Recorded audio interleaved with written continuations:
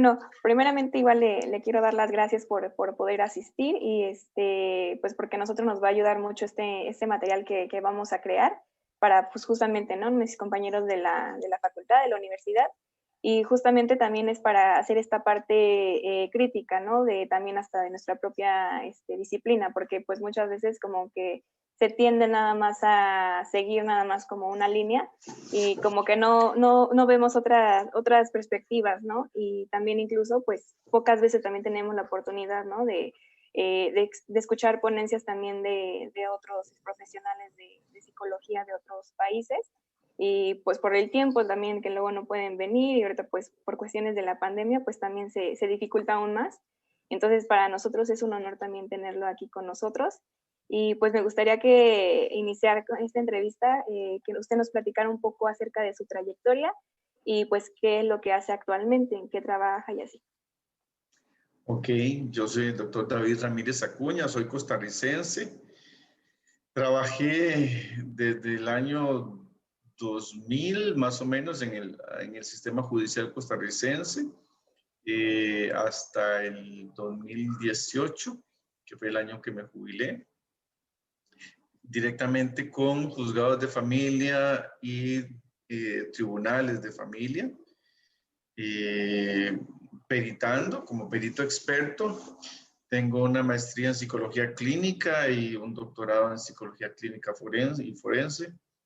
El tema propiamente de mi investigación tiene que ver con las prácticas de desparentalización, es decir, cuando una de las figuras parentales o algún miembro importante de la familia inhibe o cohorta la posibilidad de uno de los padres para ejercer esta responsabilidad.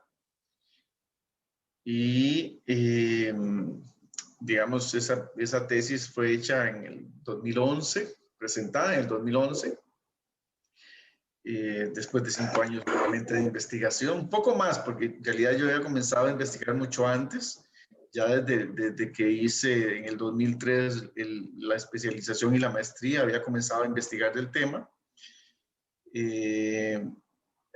Justo después de que me jubilé, me fui para Brasil a hacer un postdoctorado allá en la Universidad Federal de Río de Janeiro y estuve trabajando justamente en este tema con estudiantes y profesores y personal del Ministerio Público y de los tribunales de familia, también allá en Río de Janeiro, que es uno de los pocos países, al igual que México, que tiene algún tipo de legislación sobre el tema de la violencia parental.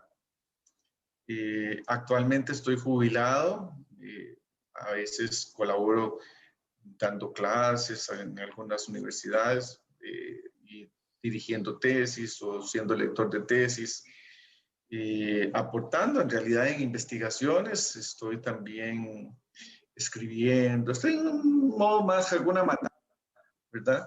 Pero sí es un tema que me interesa muchísimo, realmente sí, porque lastimosamente los índices de divorcio se están disparando, sobre todo ahora con la pandemia va a ser esto realmente algo muy, muy fuerte a nivel mundial. Y la psicología como que no ha terminado de darle la importancia que tiene este tema, un poco lo que yo señalaba, ¿verdad? Ni la psicología ni otras ciencias se debaten cosas más de forma y no el fondo, que es precisamente la violencia que se está ejerciendo contra los niños y las niñas, ¿verdad? En estas dinámicas familiares donde las personas adultas se centran en su conflicto y se olvidan del daño que están haciendo, y que es un daño que no solamente va a ser irreparable, sino que va a tener consecuencias, que tiene y va a tener consecuencias a futuro, ¿verdad? No solo en la personalidad, en la estructura psíquica de estas personas menores de edad actualmente, sino en las relaciones de pareja o en las relaciones sociales que va a establecer a futuro, ¿verdad? Entonces, por eso me gusta mantenerme activo en este tema, apoyar en todo lo que pueda a estudiantes, a profesionales que estén trabajando o investigando sobre la temática y a seguir yo también investigando sobre la temática, ¿verdad? Para poder en alguna medida facilitar procesos de reflexión, procesos de teorización y de intervención, ¿verdad? Justo estamos haciendo un diplomado, 46 teóricos de América Latina, en algo que se llama coordinación de parentalidad, coordinación parental, precisamente para formar a profesionales que intervengan en este tipo de conflictos familiares, que algunos de ellos son altísimamente críticos, ¿verdad? Y que lastimosamente el derecho de familia en nuestros países todavía no tiene legislado o definido un proceso de intervención adecuado. Ya en otros países como España, como Canadá, como los países del norte de Europa, como Estados Unidos, no solamente han legislado, sino también ya hay todo un proceso de intervención, porque se sabe, ¿verdad?, que estas familias en conflicto, reitero, generan mucho daño en las nuevas generaciones y hay toda una inversión en capital humano y a nivel digamos, monetario para precisamente intervenir en estas dinámicas y poder prever, digamos, un abordaje sistemático para evitar que se dé y si se da, pues que tenga las menores consecuencias, ¿verdad? Ok, muchísimas gracias. Y pues bueno, ahora sí iniciamos con las preguntas que básicamente, como le comentaba, es como más desde su perspectiva, ¿no? Y de acuerdo a lo que usted trabaja, es justamente porque tenemos ahorita como ese debate, ¿no? De cuál realmente es el objeto de estudio. Entonces me gustaría que usted me compartiera qué es lo que propone la psicología desde su punto de vista. En este momento es bastante, vamos a ver, lastimosamente insistimos muchas veces en mantener todavía la autorización que se nos impone desde la psiquiatría, que es la de Gardner, ¿verdad? A pesar de que Francois Dolto en la década del 60 y Nelson Sicabo en la década del 70 ya comenzaron a utilizar sobre el tema, para nadie es un secreto que los gringos, ¿verdad? Nuestros vecinos del norte tienen mucho más posibilidades de publicarse y de publicitarse. Entonces, de alguna medida se impone esta teoría que no deja de señalar el fenómeno. Lo que pasa es que lo señala de manera, digamos, muy, para mi criterio, ¿verdad?, muy limitada, muy circunscrita a un conflicto, incluso intrapsíquico, no por casualidad el nombre que le da a Gardner de síndrome, que no, o ya sabemos que no lo es, pero bueno, él lo propone tal cual, y además muy encapsulado en la situación de la disputa de la pareja por la custodia de los niños, que tampoco la palabra me gusta porque los niños no se les custodia, a los niños se les cuida. Yo custodio algo, un objeto para que no se me rompa, ¿verdad? Pero bueno, incluso el nombre que él le da al fenómeno como tal, reitero, la palabra síndrome no se valida ni se va a validar porque no existe una patología de fondo, ni mucho menos un perfil que podamos decir que se constituye en un síndrome. Y tampoco la alienación o este fenómeno de obnubilación o de modificación de la conciencia se da en el padre o en la madre, sino que se da en el niño. Entonces, no es una alienación parental, en todo caso sería una alienación del niño o de la niña. Eso desde la psiquiatría, pero reitero que lastimosamente muchos colegas se han, digamos, apropiado de esta teoría y no han percibido, ¿verdad?, que el asunto va un poco más allá. Yo en mi tesis y en mis estudios de doctorado y con las publicaciones subsiguientes, lo que trato de mostrar es que este es un asunto más de contexto, más ideológico, más de cultura patriarcal. Que tenemos una cultura milenaria que ha establecido una serie de roles de género, ¿verdad?, que están validados, que están naturalizados, donde a la mujer se le entrena para ser mamá, donde al hombre no se le enseña a ser papá, donde al hombre se le dice que lo único que tiene que hacer es aportar económicamente y ya con eso cumplió con su función. Es decir, dona el esperma, da dinero y ya. De vez en cuando ahí saca pecho y dice que es la autoridad de la casa, pero bueno, es una figura relativamente ausente, incluso sustituible, ¿verdad? Hay adagios que dicen tal cual, ¿verdad? Madre solo hay una, padre puede ser cualquiera, ¿verdad?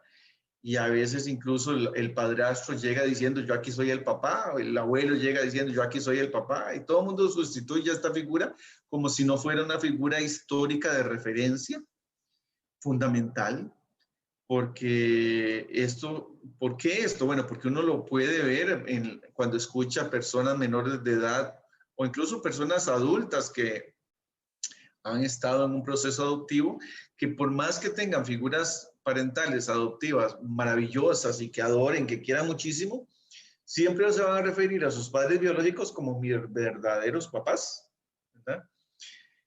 Siempre, yo no tuve una sola entrevista en un proceso adoptivo que no hablaran así, tal cual, de los padres biológicos, incluso sin conocerlos, ¿verdad? Porque esta referencia histórica es esencial y siempre estas personas tienen como una cuestión ahí de vacío afectivo, una incógnita de por qué yo no crecí con ellos, ¿verdad? Porque este linaje, esta referencia histórica, bueno, es parte de la vida de este ser humano y lo lógico, lo ideal, lo que debió haber sido es que creciera con estas figuras, ¿verdad? No por casualidad entonces se hace esta referencia a estos orígenes.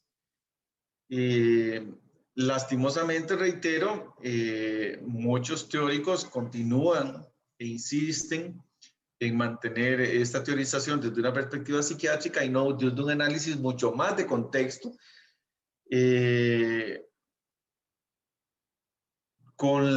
digamos, con la modificación que se viene dando por la inserción de la mujer en el ámbito público, a nivel, digamos, laboral propiamente, fuera de casa, porque en la casa también trabaja mucho, ¿verdad? Pero bueno, fuera de casa y sobre todo de manera remunerada, hay toda una modificación de la familia, ¿verdad? A mitad del siglo pasado, con 2 guerras mundiales, pues los hombres andaban peleando en la guerra y las fábricas se quedaron sin mano de obra. Entonces no fue como que los grandes capitales pensaran, bueno, ya llegó la hora de darle cédula de identidad a la mujer y démosle derechos y démosle trabajo y démosle remuneración y saquémosla de la casa, ya evolucionemos. No fue que se pusieron a pensar en eso, es que se quedaron sin mano de obra. Y para poder contratar a las mujeres tenían que darle una identidad para poder ya, pagarles, ¿verdad? Entonces, bueno, me imagino que en México pasó como en Costa Rica, que a mitad del siglo pasado fue que las mujeres comenzaron a tener un documento de identidad. Antes de eso, no existía eso. Los ciudadanos eran los hombres, los que votaban eran los hombres, los que ejercían política eran los hombres, los que ocupaban puestos públicos eran los hombres. Las mujeres no tenían esos derechos ni esas representaciones.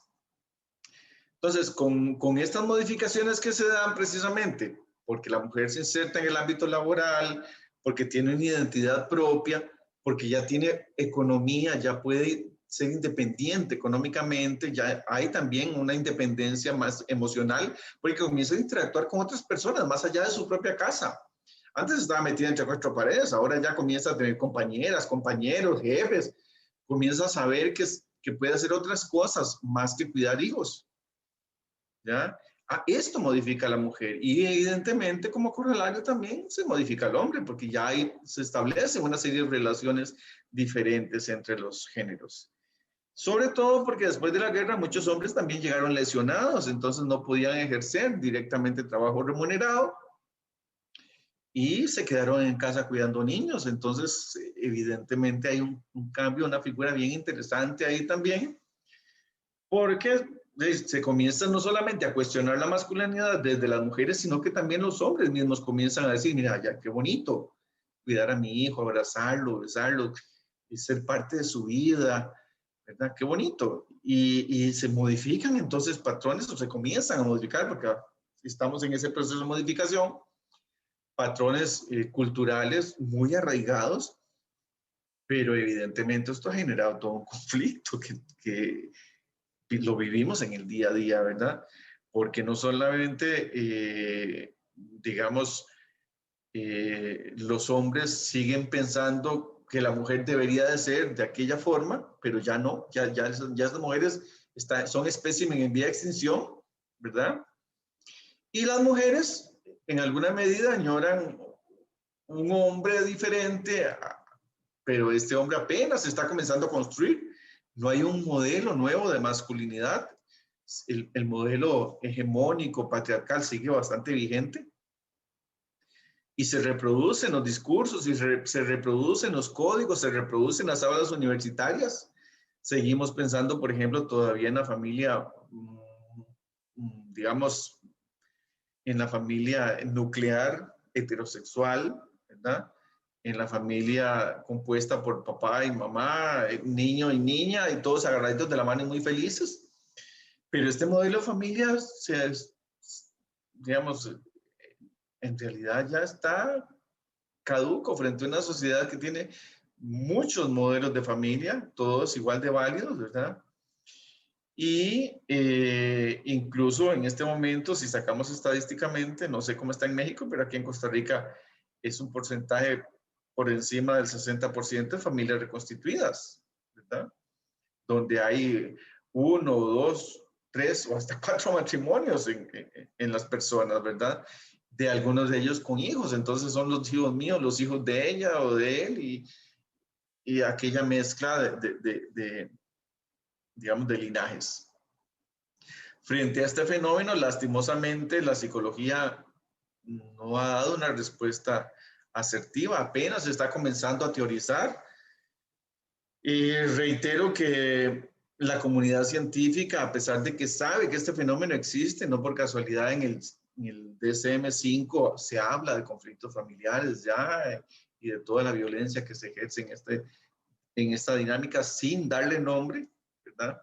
Igual en el CIE-11, ¿verdad? Se habla de todo este conflicto sin darle nombre. La comunidad internacional sigue sin ponerse de acuerdo qué nombre darle, pero sí ya comenzamos a coincidir que es un fenómeno violento, que es un fenómeno que atenta sobre todo contra los niños y niñas, ¿verdad?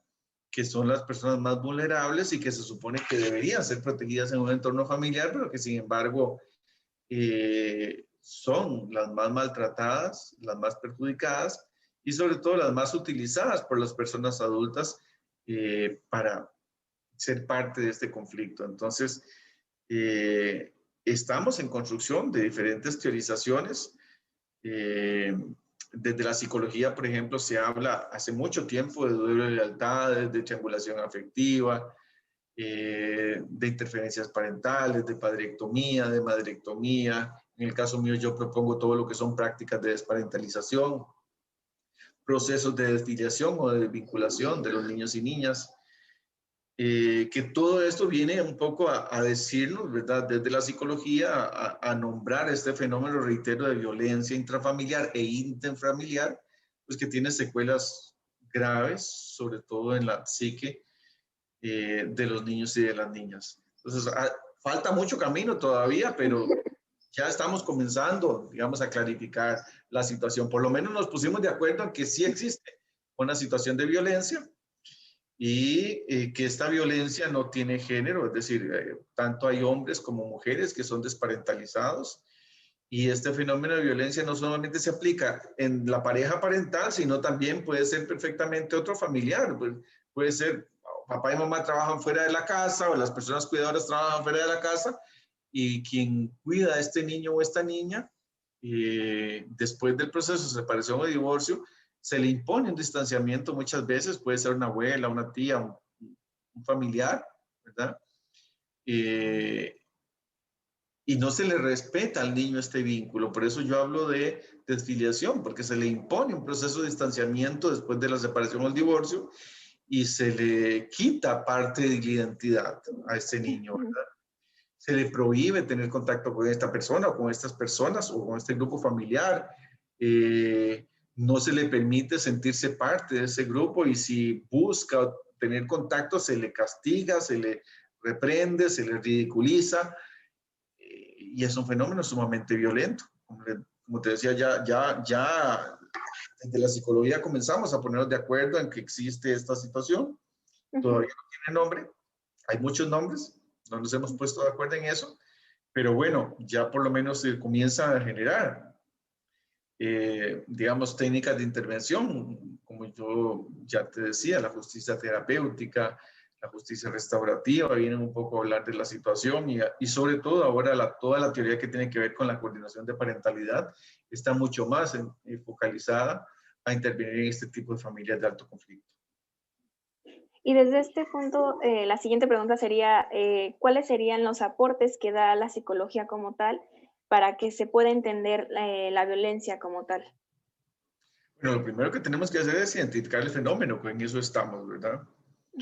Es un fenómeno muy diferente porque las familias son diferentes, dependiendo de la organización familiar, del contexto, incluso de los mismos recursos familiares. Hay familias que son más extensas, otros que son menos extensas. Por ejemplo, justo yo le decía a unas estudiantes que estaba hablando ahora con ellas que ha habido cambios muy fuertes en la familia en muy poco tiempo, ¿verdad? Yo me acuerdo de pequeño, hace unos cuantos añitos, no había nacido, yo escuchaba a las mamás decir, yo tuve 20 hijos, 12 vivos y 8 muertos, y era como muy común, es decir, los niños eran como chanchitos, ¿verdad? Sí. Las familias eran grandes, entonces no existía, o sea, el niño era como algo que crecía solito, ¿verdad? La gente decía, los niños vienen con un pan debajo del brazo, ¿verdad? Tenga todos los niños que Dios quiera, y las familias eran grandísimas, entonces, que un chiquito se muriera, que un chiquito se enfermara, pues no era tanta la tragedia, ¿verdad? Eran demasiados niños. Sí. Pero en este momento, pues, al menos en Costa Rica, el índice de natalidad es 0.7. Es decir, no llegamos a un niño por familia. Estamos hablando de que hay entonces una pareja parental, hay 2 o 3 tíos por ahí o tías, ¿verdad? Más 4 abuelos, es decir, por lo menos entre 10 y 15 adultos que giran alrededor de un único niño. ¿Ya? Y eso hace que eso sea un pequeño tesorito, ¿verdad? Incluso algunos teóricos, como no sé si conoces a Javier Urra, español, hablan de un mini Dios, ¿verdad? Porque efectivamente se convierte el niño entonces ya no en alguien que ya moría o vivía y casi que se autonutría y crecía solito, era la buena de Dios, ¿verdad? Porque eran demasiados para cuidarlos en exclusiva, a alguien donde hay muchos adultos que giran alrededor de él, ¿verdad? Entonces, por eso agrava, ¿verdad?, estos conflictos familiares, porque evidentemente el niño se convierte en un bien muy preciado. Y lastimosamente, el modelo tutelar que se supone que debió haberse superado desde la Convención Internacional de los Derechos del Niño, por el modelo de derechos donde el niño o la niña son un sujeto de derechos, aún en la mente, ¿verdad?, ese cambio no se ha dado. Por eso seguimos hablando de custodia, seguimos hablando de guarda, seguimos hablando de tenencia, ¿verdad? El mismo lenguaje jurídico no ha cambiado, no ha modificado este patrón, digamos, que le permita al derecho a hablar de un sujeto que tiene que ser escuchado, ¿verdad? Que tiene derechos en sí mismo y que por lo tanto, que además estos derechos son prioritarios, ¿verdad?, de acuerdo con su interés superior. Y eso hace que, bueno, la psicología como ciencia en alguna medida diga, bueno, sí es un fenómeno, ya lo hemos visto, tenemos que hacer procesos de intervención, y un poco lo que es la coordinación parental viene a dar todo un acompañamiento a este tipo de familias. Lastimosamente falta mucho a nivel clínico, ¿verdad? La clínica sigue pensando en familias tradicionales, que ya no son tan tradicionales, reitero. Los nuevos teóricos de la psicología siguen pensando mucho al sujeto en sí mismo y no el sujeto en contexto. Y reitero que al Pero desde mi criterio, este conflicto es un conflicto que tiene que ver con cultura patriarcal, ¿verdad? Una cultura que nos permeó y la mamamos desde el vientre materno, ¿verdad? Y entonces es muy difícil de identificar y de tramitar estas situaciones, ¿verdad? Porque a la mujer se le enseña a ser mamá desde pequeñita. Y al hombre no se le entrena, no se le permite, y reitero, los patrones de crianza son muy claros. Usted sea un buen proveedor y es un buen papá. Pero si se separa de su mujer, eso es lo que le corresponde. Usted, en todo caso, si le dan un régimen de visitas para sus hijos, vaya y métalos a la casa de la abuela, ¿verdad? O lo más rápido posible hágase una nueva novia para que ella se encargue. Porque al hombre no se le entrena, no se le valida en esta función.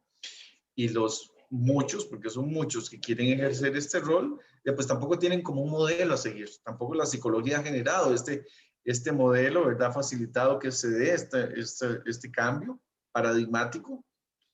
Hay como muchos frentes desde nuestra ciencia, reitero, desde la parte clínica, desde la parte social, desde la parte educativa inclusive, los y las profesionales que trabajan en psicología, en los procesos de enseñanza y aprendizaje, muchos de ellos no están entrenados para identificar este fenómeno y entonces tienden a estigmatizar, igual que los docentes, a los niños, ¿verdad? Es el niño el distraído, es el niño el problemático, es el niño el que no hace la tarea, es el niño el que no viene a clases, es el niño el que está deprimido, es el niño el que está con déficit de atención. Y lo que no se piensa es que tiene un contexto familiar de conflicto que está sintomatizando, ¿verdad? Entonces, hay muchas falencias todavía de la psicología. Reitero que por lo menos ya comenzamos a ver el fenómeno como algo que podemos estudiar, pero estamos apenas comenzando en las primeras etapas de evolución para hacer propuestas. Igual desde el derecho, desde otras ciencias, es un fenómeno relativamente novedoso.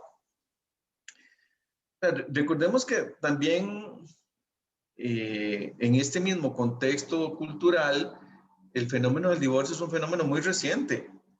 Teníamos una cultura muy mediada por el derecho canónico, donde el pensamiento de que el matrimonio era para siempre era así. O sea, nadie lo cuestionaba. A mitad del siglo pasado, con esta independencia que comienza a tener la mujer, que ya tiene identidad, que ya tiene trabajo, que ya sale afuera de la casa, que tiene más contactos, que se le abre el mundo y además tiene dinero, tiene recursos para poder solventar sus propias necesidades, es la mujer la que comienza a decir, bueno, entonces yo para qué necesito este carajo que me está jodiendo la vida. Sí. ¿Verdad? Y comienza a generarse la posibilidad de la figura del divorcio, que es realmente muy novedosa, ¿verdad? En historia humana. Antes existía el fenómeno del repudio, que era el hombre el que decía, repudio a la mujer porque me fui infiel, repudio a la mujer porque no me pare y los hijos. Recordemos las historias bíblicas, si no me paría la esposa, yo agarraba a la empleada y tenía hijos con la empleada y no había ningún problema. O me buscaba una segunda esposa, una tercera, una cuarta, una quinta. ¿Verdad? Porque la mujer era un objeto más dentro de los bienes del marido. Pero con esta mujer que se empodera, que tiene su espacio, que tiene su identidad, que tiene su trabajo, que tiene su dinero, pues evidentemente hay una modificación que, reitero, genera conflicto, ¿verdad? Porque desestructura a un hombre hegemónico, tradicional, patriarcal, ¿verdad? Y que, digamos, como consecuencia de esto se modifica la dinámica familiar y se comienza a dar un cambio que en este momento estamos, yo pienso que en la punta de la ola, ¿verdad? Sobre todo porque se ha incrementado grandemente la posibilidad del divorcio y esta mezcla, digamos, de familias, de aquellas personas que tienen varias separaciones, pues hace que la dinámica familiar sea muy diferente a lo que incluso ya teníamos hace 20, 30, 40 años, ¿verdad? Reitero que la psicología como ciencia le falta muchísimo en cuanto a adecuarse a estas nuevas perspectivas humanas y sociales. Hay algunas iniciativas. Desde la clínica todavía yo no conozco ninguna, inclusive lastimosamente, pero desde la psicología social, desde la psicología de la familia, desde la psicología forense, ¿verdad? Ya se comienza a visibilizar esta situación de cambio, ¿verdad? Y se comienza, reitero, a hacer propuestas más formales de cómo intervenir, ¿verdad? Pero apenas estamos dando los primeros pasos. Ujú. Y, por ejemplo, ¿cómo se debería de abordar esta situación del divorcio justamente, ¿no? Con los niños, por ejemplo, anteriormente nada más era como de, pues no había como tal el divorcio, ¿no? Sino como nos mencionaba, era como, pues ya se fue el papá, ya no regresó, y literal eso también se les decía a los niños, ¿no? Pues es que tu papá se fue y ya no regresó, ¿no? Entonces, ¿cómo se debe ahora de abordar toda esta situación, ¿no? Desde que la pareja, ¿no? Decide divorciarse y cuando tienen a los hijos, cómo se les debe de abordar este tema con ellos. Lo primero es entender que las figuras parentales siguen siendo figuras parentales, es decir, convivan en la misma casa o no, siguen siendo personas importantes para el niño, para la niña, ¿verdad? Eso es primordial, que estas figuras siguen teniendo responsabilidades, también es primordial, es decir, no es porque ya me separe de la madre de mis hijos que yo simplemente deposito un poco de dinero y ya, ¿verdad? Porque los niños necesitan de este modelaje masculino, los niños necesitan de este modelaje femenino, necesitan, ¿verdad?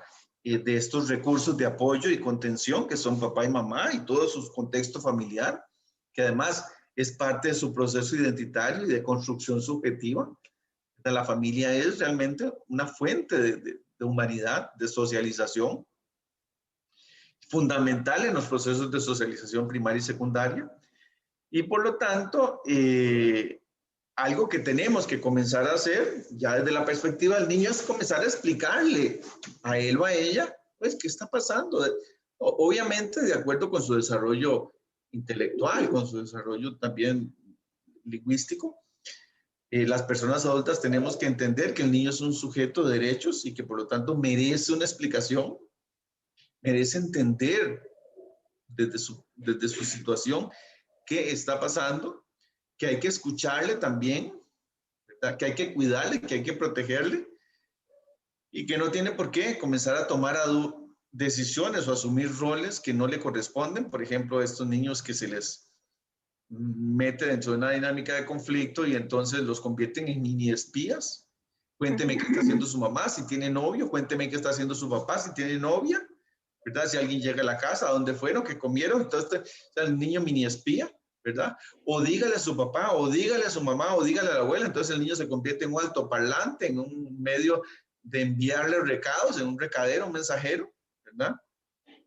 O peor aún, hágale esto a su papá, hágale aquello otro a su mamá, o no le haga caso a su papá, no le haga caso a su mamá. Entonces, en este partido de ping-pong donde el niño es la bola, pues evidentemente le hacemos muchísimo daño. Entonces es muy importante que los adultos entendamos que hay que explicarle al niño la situación, que no tiene por qué el niño estar inserto en este conflicto, que tiene que ser una situación que los adultos tienen que manejar, ¿verdad? Y que el niño tiene derecho, reitero, a tener una vida familiar armoniosa, una vida familiar estable, independientemente de que papá y mamá convivan o no, porque la familia se mantiene. Es decir, una del daño más grave que ha hecho la religión católica, porque hay que ponerle el nombre a las cosas, es insistir en que el divorcio acaba con la vida familiar.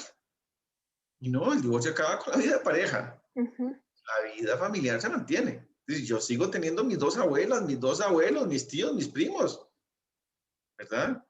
Y la idea y la sabiduría es que se mantenga esta dinámica y que todas estas personas me permitan a mí como ser humano sentirme parte, generar un sentido de pertenencia y mantener un vínculo, fortalecerlo, porque reitero que este grupo primario es un grupo identitario fundamental para mi desarrollo humano. Okay. Y por el otro lado, ¿cómo se debe de trabajar esta parte nosotros como psicólogos con justamente, ¿no? Las personas que se están divorciando, ¿no? O sea, ¿cómo hacerles ver que, como lo decía, ¿no? Lo que terminó fue la relación de pareja, pero no la familia o los derechos, ¿no? Tanto de padre como madre respecto a los niños. Yo creo que lo primero que tenemos que hacer nosotros como profesionales de la psicología es ofrecerle a las personas la posibilidad de reflexionar acerca de cómo fuimos socializados, culturizados, para que logremos entender, ¿verdad?, que ya hay todo un cambio que tenemos que hacer, es decir, desde la masculinidad, desde la feminidad, ¿ya? Entonces, tiene que haber un proceso de reflexión, de información, de educación de la sociedad en general, ¿verdad? Que ya este hombre hegemónico, patriarca, dueño de la familia, jefe de casa, el proveedor, eh, eso ya no debería de ser visibilizado como un ideal, ¿verdad? Pero seguimos viéndolo, por ejemplo, en los anuncios de televisión. No sé en México, pero aquí en Costa Rica los anuncios de televisión son machistas, horrible, ¿verdad? Igual en los periódicos, por ejemplo, usted nunca va a ver un hombre en tanga en una portada de periódico, ¿o sí? Pero ¿cuántas mujeres ves? Sí, muchos. Se sigue presentando a la mujer como un objeto de la masculinidad, como una posesión de la masculinidad. Y entonces, por supuesto, que mientras no superemos este paradigma patriarcal, va a ser muy difícil, ¿verdad?, que logremos dar el salto cualitativo a la equidad de géneros. Uh-huh. Porque seguimos viendo al otro como una posesión, como un objeto que me pertenece. Y por eso es que de ahí, en muchos feminicidios y en muchos conflictos de pareja, el discurso es ese, ¿verdad? Usted me pertenece, usted es mío, usted es mía. Y si no es conmigo, no es con nadie. ¡Pah! Uh-huh. ¿Verdad? Usted es la madre de mis hijos, son mis hijos, como si fueran un objeto. No, no, los niños no son de nadie, los niños son de en sí mismos, ¿verdad? Entonces, las personas adultas tenemos la psicología, tenemos que ayudarle a las personas adultas a entender que esta dinámica patriarcal tiene que irse, ¿verdad?, erradicando.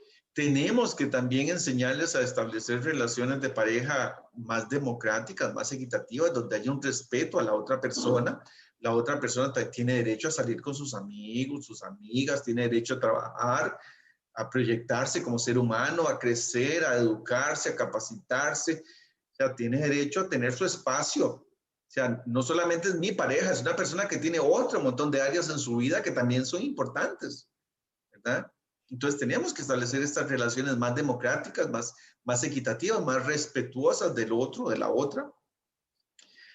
Y dentro de esto también, pues la parentalidad, que tiene que, vamos a ver, tenemos que enseñarle a la gente, sobre todo a los hombres, ya las mujeres tienen un poquito más de conciencia, la importancia de la planificación familiar, que los niños tienen que dejar de ser accidentes de la naturaleza, Uh-huh.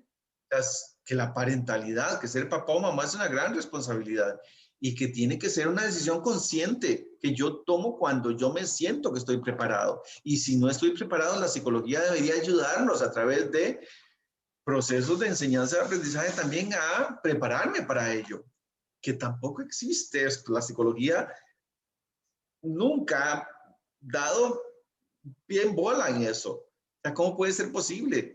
¿Cuántas escuelas para padres y madres que les hacía trabajen con adolescentes o con novios y novias o futuros papás? Ninguna. Es decir, Uh-huh. siempre se trabaja con el síntoma, no se trabaja en la prevención. ¿Ya? Entonces, hay que trabajar, reitero, con todo un cambio estructural del modelo patriarcal, con un cambio de mentalidad en cuanto a que se establezcan identidades y relaciones de pareja más sanas, más equitativas, más democráticas y parentalidades mucho más sanas para que precisamente podamos tener núcleos familiares mejor estructurados.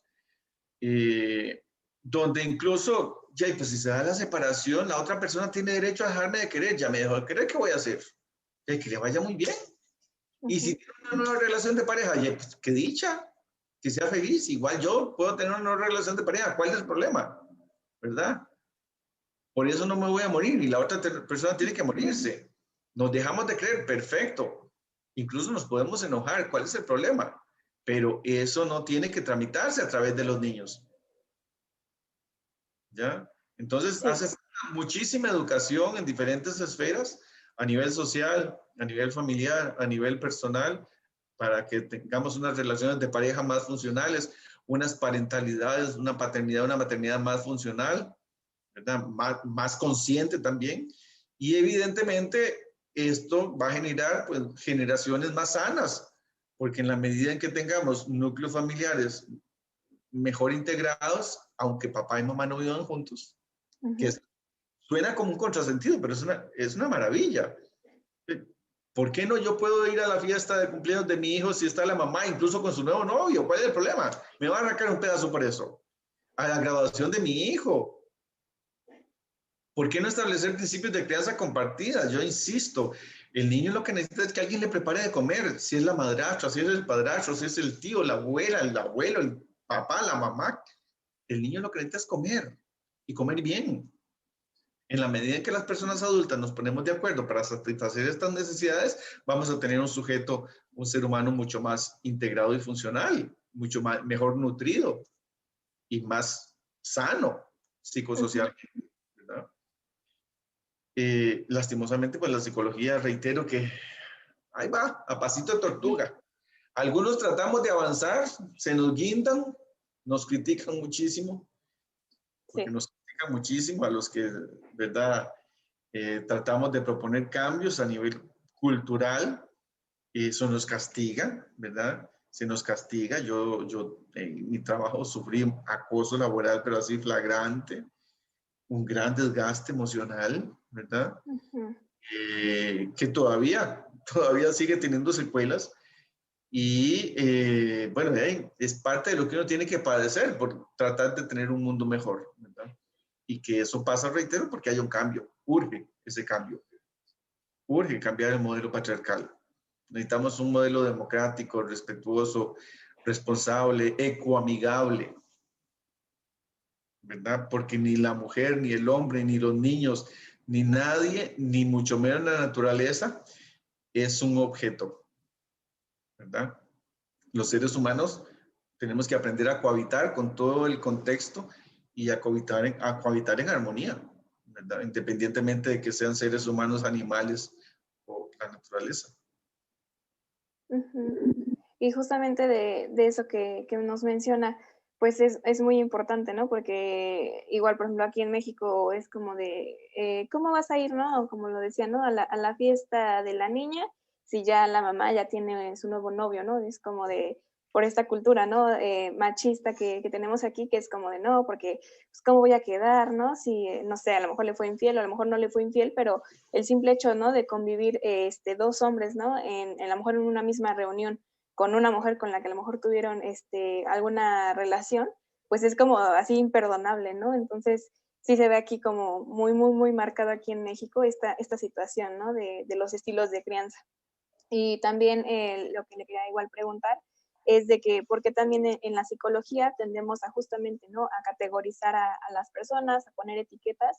Sí, pues básicamente muchas veces, como nos decían, ¿no? De los niños, pues los vas etiquetando y ya el niño a lo mejor le cuesta, no sé, trabajo alguna materia, algún tema, y ya en la escuela ya tiene etiquetas, ¿no? De que ese niño burro, ¿no? De que a lo mejor no aprende, ¿no? El aislado y de ese tipo de cosas.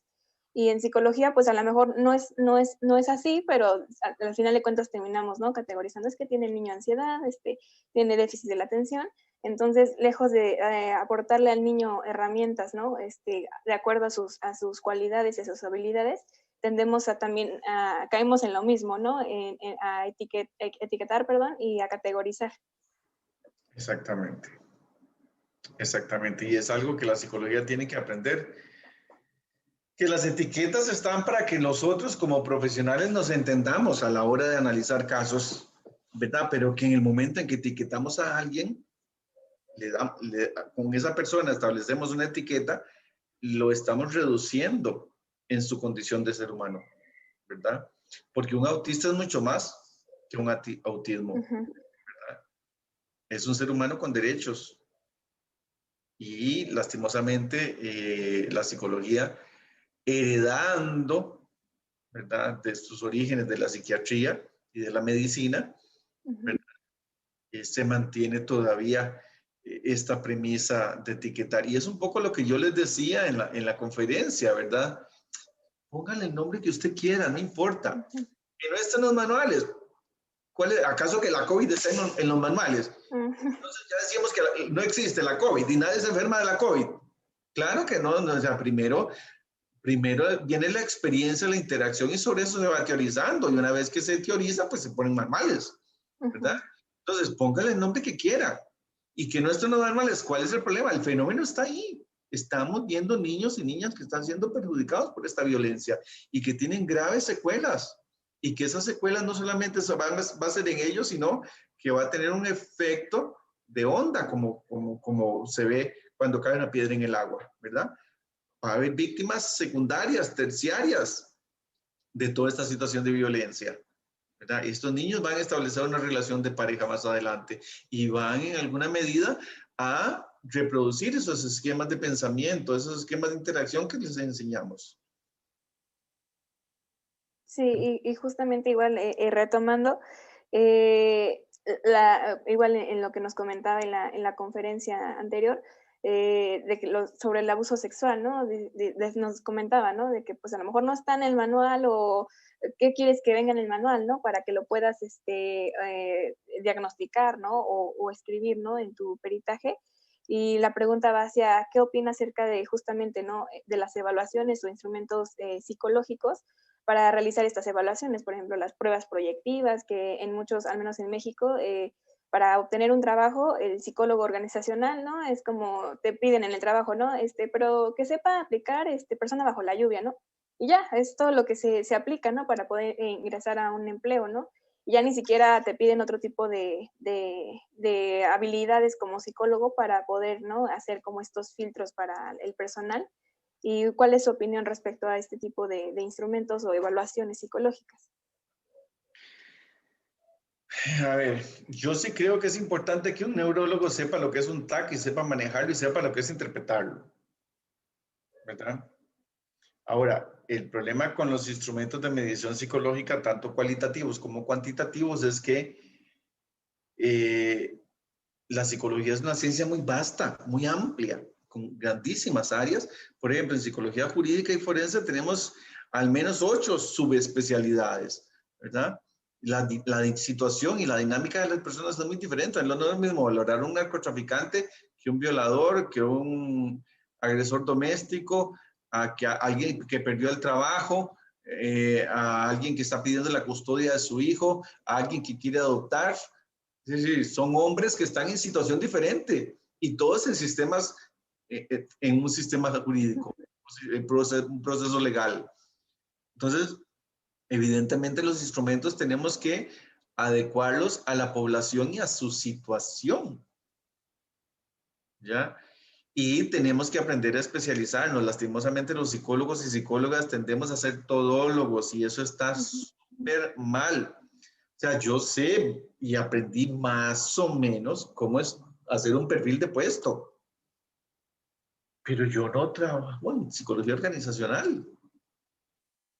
Yo más o menos tengo la idea de cómo hacer una adecuación curricular, pero yo no trabajo como psicólogo en procesos de enseñanza y aprendizaje, ¿verdad? Lo que pasa es que los colegas tenemos una muy mala educación en ese sentido y lastimosamente tenemos muy poca organización gremial, que eso es otra falencia. Cuando los países tienen organización gremial, pues evidentemente hay ciertas regulaciones que se establecen ya como acuerdo de gremio y Ujú. entonces pone límites. Pero, por ejemplo, en México eso es territorio de nadie. Es decir, si yo me invento, no sé, el test de la vaca voladora, ¿quién me dice que no lo puedo aplicar? No hay un colegio profesional que me regule, que me sancione si hago mal las cosas. Y eso es terrible. ¿Verdad? Eso es terrible. ¿Por qué? Porque los instrumentos de medición, primero que tienen que tener validez, tienen que tener confiabilidad, ¿verdad? tengo que hacer un uso responsable porque no es el instrumento el que me da el diagnóstico. El instrumento es un insumo más, una fuente de información más dentro de otras fuentes que yo tengo que tener para poder realmente emitir un criterio razonado, informado, ¿verdad? Responsable y científico. ¿Verdad? Estos colegas que con un dibujo se atreven a decir este niño fue víctima de abuso sexual, primero que nosotros no tenemos por qué decir eso, porque en todo caso eso es emitir una sentencia. O sea, si yo digo que alguien abusó de alguien, estoy emitiendo una sentencia, que lo metan a la cárcel de una vez con mi diagnóstico. Entonces, que me paguen como juez. ¿Y para qué pasar por la fiscalía y todo eso? Si ya el psicólogo puede emitir la sentencia, evitemos todo lo demás. Eso es una gran irresponsabilidad. Yo puedo, como profesional, decir, esta persona presenta estas características en este momento. Eso es lo que le corresponde a la psicología. Estos son los síntomas, los signos que tiene, ¿verdad? Esta persona. Y con esa información, junto con otra información, la autoridad judicial o las autoridades judiciales son los que tienen que cumplir con su responsabilidad. El fiscal o la fiscal denunciar, la defensa, pues en alguna medida decir si sí o si no está de acuerdo con con este diagnóstico, con esta narración de los hechos y si les están protegiendo los derechos al imputado, a la persona imputada. Y la autoridad judicial, pues con todos los elementos probatorios, emitir una sentencia. Pero qué mala costumbre la de los colegas, ¿verdad? De utilizar las pruebas como si fueran en sí mismas, ¿verdad? En realidad las pruebas son un elemento más de información, tanto proyectivas como no proyectivas, ¿verdad?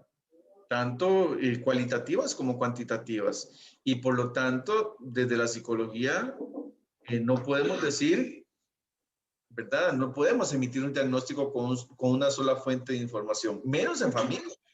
En los conflictos en familia de por sí son complicados, muy complicados. Son muchas personas que están pensando, que están actuando en contexto. Y son muchos contextos que interfieren en el conflicto, ¿verdad? Entonces, hay que dar un paso atrás y ver el panorama completo. Y para ver el panorama completo necesitamos muchas fuentes de información. Cuantas más fuentes de información, vamos a tener un panorama más completo y por lo tanto vamos a tener un mejor criterio. ¿Ya? Sí. Exactamente, como igual otra de las preguntas es acerca de por qué también en psicología, ¿no? Se tiende a individualizar, perdón, el crimen o algún tipo de abuso. Y esa es como la otra pregunta, ¿no? ¿Por qué en psicología no se tiende a ver justamente todo el contexto, la cultura, ¿no? La sociedad, también la cuestión económica o del gobierno? ¿Por qué se tiende nada más a decir, por ejemplo, pues él es el abusador, él es el narcotraficante, ¿no? Y él es el culpable, casi, casi, ¿no? Bueno, precisamente por las raíces que tiene la psicología, que están muy asociadas con la medicina y sobre todo con la psiquiatría, que recordemos que el modelo médico es un modelo individualista. Es la persona la que llega y me dice, me duele la cabeza, tengo secreción nasal, me lloran los ojos, me duele el cuerpo. Entonces el médico dice, ah, sí, mira, estos síntomas que me están narrando, y además yo veo que hay signos, ¿verdad? Si la persona está enrojecida, la persona tiene secreción nasal, la persona tiene dolor de garganta y sí, está fiebrado. Me voy para el manual y digo, estos signos, estos síntomas que me dice, más los signos que yo veo, ah, sí, esto es una gripe, ¿verdad? Pero no hay un análisis de contexto, porque es la persona la que me dice lo que siente y yo observo lo que veo y sobre eso me voy al manual. Así funciona el método médico, ¿verdad? El método clínico tradicional médico. Pero, por ejemplo, en psicología forense eso no puede ser así. Primero porque la persona mentiras que nos va a llegar a decir la verdad, solamente la verdad y nada más que la verdad. Eso no es cierto. La persona nos va a llegar a manipular. Porque quiere salir bien parado en el proceso. ¿Verdad? Y quiere llegar sobre todo en juzgados de familia, quiere llegar a presentar la mejor cara como papá o como mamá. ¿Verdad? Entonces, necesitamos, además de escuchar a esta persona, echar mano a otras fuentes de información que nos den un panorama mucho más amplio, ¿verdad? Entonces la psicología tiene que abandonar digamos, el modelo médico tradicional, incluso la psicología clínica. Ujú. El ser humano es un ser humano en contexto. ¿Por qué una persona está deprimida? No es porque le falta una sustancia en el cuerpo, eso es uno de los elementos. Pero por algo se detonó eso. Y entonces hagamos un análisis de contexto, precisamente porque en la medida en que trabajamos todo eso, podemos darle una mejor respuesta al sujeto, podemos ayudarle a ajustarse más. Recordemos que la salud psicológica o psicosocial tiene que ver con un proceso de ajuste al entorno, a la familia, al trabajo, ¿ya? Por eso, por ejemplo, el concepto de salud mental que propone la psiquiatría, desde la psicología no deberíamos trabajarlo, porque no es una cuestión solamente de aquí, de la mente, Ujú. es una cuestión de ajuste a un entorno, a un contexto. De Entonces, adaptación, sí. exactamente, deberíamos hablar de salud psicosocial o salud psicológica, ¿verdad? Que va más allá de la situación del ser humano como un individuo, porque este sujeto está en un contexto y tiene que adecuarse a este contexto, incluso a las diferentes áreas de este contexto, ¿ya? Ujú. Es importante hacer un cambio de modelo, pero bueno, estamos trabajando en ello también. Sí. Y justamente igual, ¿cuál sería su opinión? Y igual como a lo mejor el porcentaje en el que nosotros como psicólogos deberíamos de utilizar el DSM-5 o el CIE-10. O sea, si a lo mejor sí es muy, muy necesario o a lo mejor solamente en casos muy específicos. Los manuales son simplemente un recurso que tenemos para ponernos de acuerdo cuando yo hago, por ejemplo, interconsulta con otro colega, Ujú. ¿verdad? Es decir, si yo necesito decirle al colega, mira, me parece que es una esquizofrenia, el otro obviamente sabe si estudió el manual que una esquizofrenia tiene tales características. Ujú. Entonces no hace falta decir, vea, la persona presenta esto y esto y esto y esto y esto. Ya con decirle esquizofrenia ya estoy diciendo el cuadro clínico, Ujú. ¿verdad? Pero evidentemente es eso, un lenguaje que nos permite ponernos de acuerdo para hablar de los fenómenos clínicos, ¿verdad? Pero, por ejemplo, a un juez o a una autoridad judicial, ¿qué le importa saber que una persona es esquizofrénica? Con eso no hace nada. Y decirle que lo dice el CIE-10 o que le dice el DSM-5, el CIE-11 o el DSM-5, tampoco le dice nada. Al juez o a la autoridad judicial lo que le interesa es saber eso que le está pasando a esa persona, cómo impacta en su situación. Si es un papá, si es una mamá, si es una persona, por ejemplo, que está ejerciendo algún tipo de delito, ¿verdad? Si esa condición está asociada o no a ese ejercicio delincuencial o a esa situación particular. Si hay un impacto no solamente en la persona, sino en el contexto por esa situación. Entonces, en los dictámenes psicológicos, sobre todo en los forenses, en realidad ese tipo de diagnósticos no son tan relevantes porque la autoridad judicial primero que no nos va a entender. Y segundo, lo que necesita saber es eso cómo se juega. Eso que estamos diciendo de esa mamá, bueno, desmejora sus funciones, sus habilidades parentales. Ok, entonces digámosle eso. Esta persona presenta este cuadro, lo que significa bla, bla, bla, bla, bla, bla, bla. Ahí sí, la autoridad judicial nos va a entender y va a poder tomar una decisión, ¿verdad? Pero ¿qué hace un juez con que le digamos, es un papá que tiene características, no sé, de borderline, una estructura psíquica borderline? ¿What? Sí. ¿Verdad? ¿Cómo se juega eso? ¿Cómo impacta a esa persona? ¿Cómo impacta a su entorno? La importancia del proceso judicial, ¿eso qué significa? Eso es lo que el perito tiene que traducirle. ¿Ya? Y reitero, con la mayor cantidad de fuentes de información posibles, precisamente para que pueda brindarle un panorama completo que le permita al juez o a la jueza entender la situación de este ser humano. Porque recordemos que la psicología es una ciencia que protege al ser humano, que está regida por los derechos humanos, ¿verdad? Ujú. Igual, retomando lo que nos comentaba de qué es la salud mental, entonces la pregunta va hacia los psicólogos, ¿no? Se supone, ¿no?, que deberíamos de tener esta salud mental, pero pues realmente es algo que no se tiene, ¿no? O sea, no es como tal un concepto, un hecho que se deba de tener al 100%, ¿no? Todos tenemos también problemas y situaciones que pues, no hacen que a lo mejor estemos como al 100. Entonces, los psicólogos, ¿por qué también queremos como aparentar, ¿no?, ante los pacientes o ante la sociedad, que sí tenemos esta salud mental como se dice o se cree? Lastimosamente, lo primero que tenemos que hacer es establecer exámenes que permitan regular quién va a estudiar psicología. Eso sería algo fundamental de hacer, ¿verdad? Porque hay muchas personas que porque la abuelita le dijo que sabe, que es una persona que aprendió, que escucha muy bien, entonces ya. Nos queda buenos consejos. Da buenos consejos, entonces voy a estudiar psicología porque da buenos consejos. Que es una persona amante de los animales, entonces ya voy a estudiar.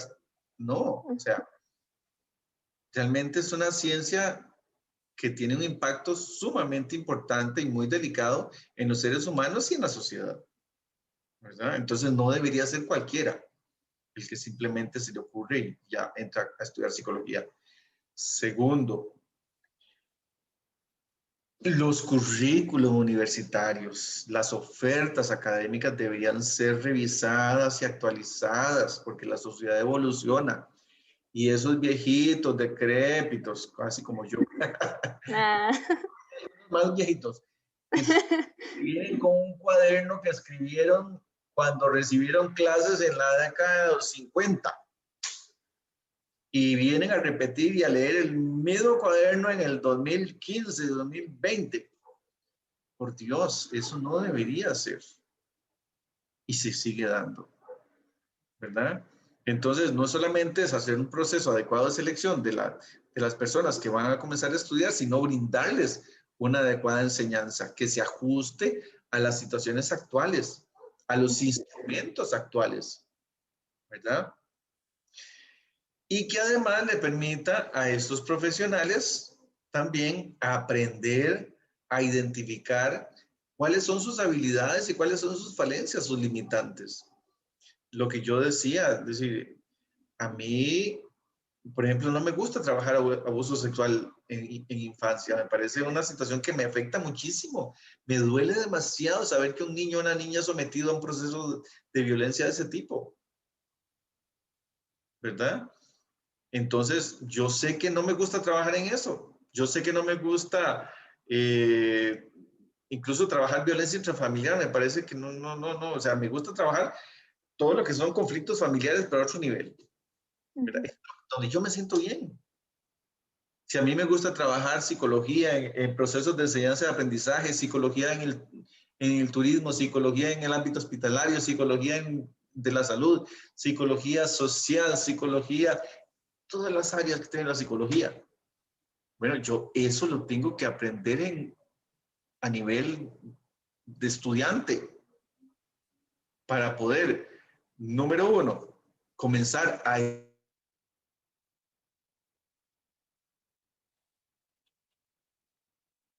aprendizaje, ¿verdad? Después deberíamos tener una cultura que nos exija al menos un proceso de psicoterapia, al menos uno, que nos enseñe a trabajar en equipo para poder tener procesos de supervisión, porque los casos a veces se nos desbordan.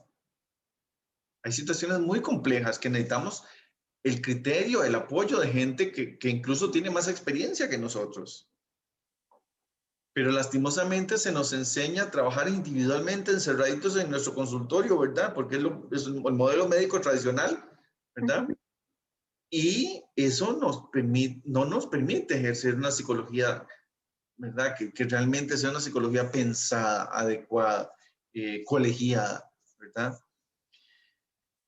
Y por último, ¿verdad? Debería existir una organización gremial que regule, ¿verdad? Porque a veces metemos la pata, ¿sí? Todos tenemos derecho a equivocarnos. Lo que no tenemos derecho es seguirnos equivocando, ¿verdad? Una cosa es que nos equivoquemos una vez, otra cosa es que ya hagamos de ese equivocarse una costumbre, ¿verdad? Decía un amigo, una cosa es tropezar de nuevo y con la misma piedra y otra cosa es enamorarse de la piedra. Sí. ¿Verdad? Entonces, eso hace falta. Yo pienso que en los países de América Latina y del mundo la psicología debería tener una organización gremial general, ¿verdad? Una ley que establezca un código de ética, que establezca, que regule, ¿verdad? El ejercicio de esta profesión, porque insisto, el impacto que tiene la psicología en la vida de las personas y en el colectivo social es muy grande. Recordemos que a una persona la meten a la cárcel por un dictamen psicológico, a una persona le quitan el contacto con sus hijos por un dictamen psicológico, a una persona, ¿verdad? Bueno, antes, en Costa Rica ya no, pero en otros países la encierran en un hospital, ¿verdad? Le quitan su libertad y le meten medicamentos, ¿verdad?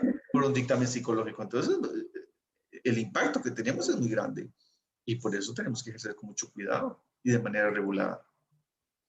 Y en ese caso también, hablando un poquito de la violencia, las cárceles, ¿qué tanto ayudan, ¿no? O al contrario, ¿no?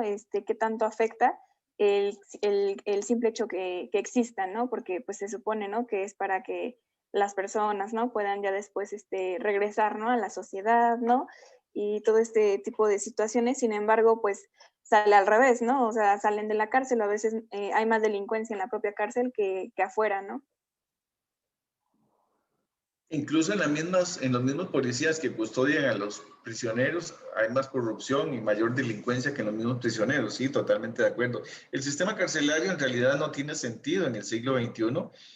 Fue un sistema que se generó como una forma represiva de sanción, ¿verdad? Como para que el individuo, digamos, en este modelo de que al individuo se le educaba sancionándolo, ¿verdad? Y generando como una especie de miedo, ¿verdad? Si usted hace tal cosa, le va a pasar tal cosa, ¿verdad? Al estilo, como decían los abuelitos, ¿verdad?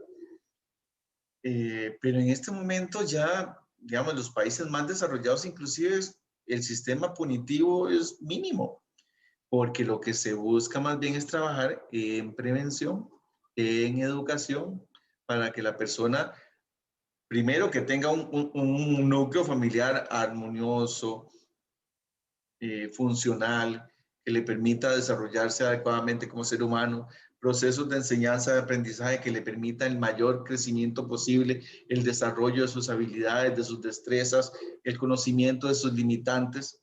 Y entonces tenemos un ser humano muy funcional, muy adaptado, que no necesita delinquir, ¿verdad? Y que está en una situación donde realmente se le impone esa condición, porque bueno, si tenemos un muchacho como el que te estaba narrando, ¿verdad? Que tiene conflictos familiares, que tiene una serie de situaciones de violencia que ha experimentado toda su vida, pues es normal que busque de alguna forma compensar ese dolor a través del consumo excesivo de licor, del uso de drogas, del relacionarse con grupos pares de riesgo, ¿verdad? Comienza una carrera delictiva y por supuesto que ese sujeto va a ir a la cárcel y ¿qué vamos a hacer con él? De meterlo ahí, nada, enterrarlo ahí, porque ya es un sujeto que lastimosamente ya va a ser muy difícil de poder resocializar. ¿Ya? Entonces, lastimosamente, los gobiernos en América Latina, México, Costa Rica y sus secuaces no han entendido que tenemos que trabajar en prevención para que el ser humano tenga la mejor calidad de vida posible desde niño. En la medida en que tenemos un sistema educativo adecuado, un sistema de contención familiar, un sistema de educación que genere un ser humano que tenga, reitero, el mayor desarrollo posible, pues vamos a tener mucho menos delincuencia, mucho menos violencia social y evidentemente nos quitamos un gasto enorme de encima. Lastimosamente, recordemos que los sistemas punitivos también tienen toda una cuestión que tiene que ver con la necropolítica, ¿verdad? Haciendo un análisis un poco más también de contexto. Es decir, hay un sistema ahí que justifica el castigo, la violencia, incluso la erradicación de poblaciones específicas, como podría ser la población afrodescendiente, podría ser la población migrante, ¿verdad? Que se les criminaliza y sobre esa criminalización se justifica un montón de atropellos, incluso de muerte, ¿verdad? Donde hay pena de muerte, muerte, ¿verdad? Ay, mataron a un ladrón y todo el mundo dice, a ver, a ver, ¿verdad? Entonces, esta necropolítica lastimosamente justifica muchas veces que haya un sistema represivo irracional que tal como tú sabes y yo también, no brinda ningún beneficio social nada más que eso, ¿verdad? Controlar y minimizar o continuar un proceso de violencia social sobre una persona que ya de por sí ha tenido un historial de violencia, ¿verdad? Porque no por casualidad están ahí. Una persona que ha tenido un desarrollo sano, adecuado, no cuesta mucho, ¿verdad? Que cometa o que ejerza comportamientos criminales. Y también en este aspecto igual, retomando, ¿no? Parte de lo que nos comenta sobre el gobierno, igual estaba leyendo un artículo, ¿no? De una socióloga argentina y decía, ¿no? También que la farmacolización de los niños, pues también era más cuestión del gobierno, ¿no? Para generar dinero, ¿no? Y demás, más que por ayudar realmente, ¿no? A la salud del menor. Entonces, igual, ¿cuál sería igual su opinión respecto a esta situación que también se está llevando, no nomás en Argentina, ¿no? Sino en varios países? En el mundo entero, es decir, los negocios de la farmacéutica son, o sea, si usted quiere ir a un congreso maravilloso, hágase psiquiatra y verá que le pagan el boleto, le dan el hospedaje, le regalan carro, o sea, porque evidentemente es un negocio billonario, ¿verdad? Y que lastimosamente tiene como justificante la salud, pero en realidad es un negocio gigantesco, ¿verdad? A ver, me vas a decir que en pleno siglo XXI, con los avances científicos que tenemos, no pueda curarse, por ejemplo, el cáncer. Claro que sí, ya deberíamos tener esa cura hace rato. Lo que pasa es que el negocio de la quimioterapia y todos los medicamentos asociados al tratamiento contra el cáncer, pues evidentemente es un negocio que las transnacionales no van a soltar. Así como, por ejemplo, que todos sabemos que el cambio climático se nos viene encima, pero el negocio que tienen las petroleras es gigantesco. Entonces, no, las energías limpias no son muy amadas por los grandes capitales que lastimosamente son los que tienen políticos y financian campañas políticas y nombran presidentes y diputados y senadores, ¿verdad? Entonces, bueno, igual pasa con las farmacéuticas. Es decir, a ellas no les sirve que la persona se cure, les sirve cronificar la enfermedad para que la persona siga comprando de por vida medicamentos. Medicamentos, sí. Sí, y esta parte igual, justamente, ¿no? O sea, ya no se sabe realmente qué es lo que se debe de tomar en cuenta, ¿no? Para el cuidado de los niños, porque pues muchas veces, ¿no? Creen que igual nada más tiene déficit de la atención, ¿no? Tiene problemas, ¿no? El niño de hiperactividad y ya se les empieza a medicar, ¿no? Entonces, y los papás o inclusive los propios médicos, ¿no? Ya, y los maestros también creen que ya con el medicamento, ¿no? Ya es el único elemento, ¿no? Necesario para que el niño, ¿no? Pueda desarrollarse mejor. Y en otras pláticas que igual hemos tenido con varios también profesionales nos decían, no, pues es que se le debe enseñar mejor al niño, ¿no? Y a los papás a trabajar con él, ¿no? De diferente forma, lejos de que nada más el niño trabaje solito, ¿no? Sino que es todo un círculo, ¿no? De apoyo, no nada más es el niño como tal. Hay una caricatura de Mafalda que me encanta, que es cuando la maestra le dice a la chiquitilla, no me acuerdo cómo es que se llama, Libertad, le dice a Libertad, es que tenés déficit de atención. Y entonces ella le dice, ¿o será que usted tiene déficit de enseñanza? Sí. Muchas veces es el proceso de enseñanza el que es aburridísimo, totalmente anacrónico, obsoleto. Un niño que ya está toda la tecnología de punta, llega a una escuela donde el profesor tiene una pizarra y una tiza. Ujú. O sea, por Dios. Entonces, en este desfase, por supuesto que el periodo de ajuste no se da o se da inadecuadamente. Entonces, el niño es de la culpa. Ujú. Volvemos a estigmatizar, ¿verdad? Y a criminalizar o a etiquetar al niño por una condición que la persona adulta y el sistema como tal debería de adecuar.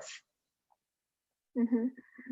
Sí, igual con un niño que tuvimos, igual nos decían, ¿no? La maestra y su mamá, ¿no? Es que le da flojera escribir, ¿no? Es que no le gusta escribir, ¿no? Y entonces igual ya pues conociendo al niño, ¿no? A la maestra, a la mamá y un poco de su contexto de familia, pues era que no le ponían atención, ¿no? Y era eso, ¿no? Más que nada que el niño sí le costaba trabajo, pero que pues realmente era esa cuestión de que ya lo habían etiquetado como que le da flojera, ¿no? Y hasta el niño le decíamos, es que te da flojera, o más bien le preguntamos, ¿te gusta escribir? No, es que me da flojera, ¿no? No, es que no me sale, ¿no? Y así. Y ya el niño ya también estaba ya metido, ¿no? En esto que justamente, ¿no? Le decían, ¿no? Sus figuras, representativas, ¿no? De que era flojo, ¿no? O sea, ya el niño lo estaba adjudicándose, ¿no? De todas estas etiquetas, cuando pues realmente sí era que le costaba trabajo, pero nada más era cuestión de práctica, ¿no? Lejos de que ya fuera imposible, ¿no? O que fuera más cuestión suya de no poder escribir bien. El niño tenía 6 años, entonces pues la maestra pues más bien era que no tenía tiempo, ¿no? De ahí apoyarlo. Inclusive pues también la madre, ¿no? No tenía esa cuestión de poder darle un poquito más de atención. Claro, y aquí se mezclan dos fenómenos. Adultos que están viviendo un mundo muy aprisa, donde los procesos infantiles les son desconocidos la mayoría de las veces y otras veces simplemente tratan de imponer su perspectiva adultocéntrica a los procesos del niño y obviamente no se va a ajustar a ello, ¿verdad? Eh, Padres y madres muy estresados con poco tiempo, entonces notoriamente el niño va a ser el que tenga el problema, pero en realidad son los adultos los que no están dándole el tiempo ni los recursos adecuados para que, bueno, ni respetando su propio proceso. Y también niños y niñas muy solos, Ujú. muy rodeados de tecnología, pero que buscan este tipo de pretextos para tener algo de atención y de contacto humano, Ujú. ¿verdad? Entonces hay niños que literalmente se equivocan, no avanzan para tener atención. Así de sencillo y de cruel, Sí. ¿verdad? Porque es el único momento, aunque se enoje, ay mamá, pero es el único momento que piensa en mí, que me ve, que me habla, que me toca. Ujú. Sí, igual lo comentaban un poco en el chat de su ponencia. Decían, es que cómo, alguien preguntó que cómo era que era difícil esta situación, ¿no? De la violencia familiar, porque pues él decía así como, es que los papás ya ahorita ya no tienen tiempo, ¿no? Entonces, pues igual un poquito ahí en el chat yo les comentaba, bueno, es que no es de que ya los papás ya no tengan tiempo y ya no se hizo nada, ¿no? Y ya no se puede hacer otra cosa. O sea, hay papás que igual de mis amigos, ¿no? Y demás, que a lo mejor no tenían mucho tiempo, pero no sé, la hora, la media hora que le dedicaban a sus hijos, pues era de calidad, ¿no? No era cuestión de cantidad. O sea, igual hay muchos padres que conviven con sus hijos, ¿no? Que a lo mejor es la pareja, ¿no? Y demás, pero pues no le ponen atención, ¿no? O sea, el niño, justo como lo menciona, anda divagando solo, solamente con el celular. Actualmente pues es como la niñera virtual, ¿no? De los niños, o sea, le ponen la computadora, le ponen el video, el celular y ya, ¿no? Los papás se retiran a hacer sus actividades, ¿no? Pero no regresan, ¿no? No están como al pendiente de lo que el niño está haciendo, igual con una vecinita, tiene 6 años también, y me dice, ay, ¿has visto cómo atropellan a las personas? Y así de, pues, pero ¿por qué me preguntas eso, no? Y ella me dice, no, es que vi un video, ¿no? Pues la niña no sabe escribir, ¿no? Ni su nombre, ¿no? Entonces le digo, ¿y tú cómo? Porque dice, le dije, ¿te lo puso tu mamá o tu hermano? No, dice, yo lo encontré. Y le digo, ¿y cómo lo hiciste, no? Y dice, no sé escribir, dice, pero lo hice con la nota de voz, ¿no? O sea, me enseña el microfonito. Dice, nada más le hice así, y le digo, a ver, hazle, ¿no? Y pues sí, le hizo así y ya, ¿no? Tuvo acceso a este tipo de videos que pues tuve que retomar como un poquito, ¿no? Dije, bueno, pues ¿qué le puedo enseñar con un video de una niña que justamente no están atropellando? ya le empecé a explicar, ¿no? Como las medidas de seguridad, ¿no? A hacer el caso al semáforo, ¿no? Y demás. Pero pues sí me impactó justamente, ¿no? De que los papás o a lo mejor su mamá o su hermano piensan que como no sabe escribir no va a encontrar cosas en el celular. Y pues los niños también, ¿no? Observan, ¿no? Están al pendiente de lo que hacen los adultos y pues repiten estas conductas y pues obviamente también hay que poner límites, ¿no? Porque pues los niños pueden encontrar cosas en internet que no son adecuados a su edad.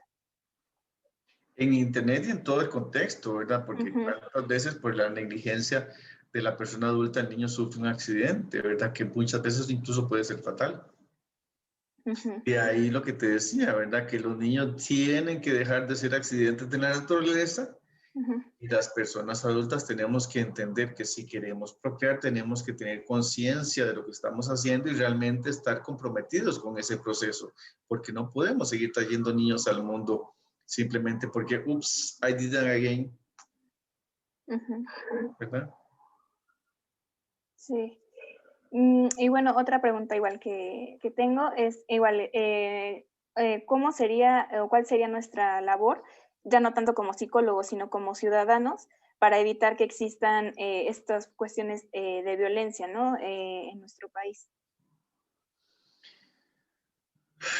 Yo pienso que los estados tienen que entender que trabajar procesos preventivos y de enseñanza, de aprendizaje, es la mejor forma de tener un cambio cultural, un cambio social